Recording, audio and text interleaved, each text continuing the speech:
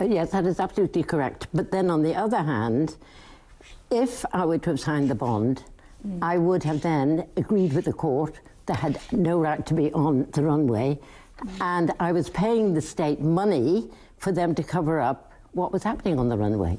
And what do you say was happening on the runway?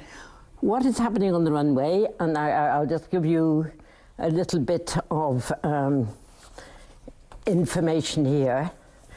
Well, it's been quite well documented, the suspicion at what's been happening. The suspicion, at yes, Shannon but I Airport. don't think it's been documented about how far globalising torture collates, and these are comments from the Irish Human Rights Commission, European Parliament, Council of Europe and the UN Committee Against Torture, which concludes that Ireland permitted the use of its airspace and airports for flights associated with CIA extraordinary rendition operations. Now that is a crime. And extraordinary 147 CIA-operated flights, many involved in extraordinary rendition, and the unlawful transfer of detainees stopped over at Shannon Airport. And this is an issue, like this was, the Irish government had concerns itself about it as far back as 2002 and 2005. Europe was raising concern about it. What do you think, or what do you hope that you have achieved? Because a lot of people have been very supportive of an 80-year-old woman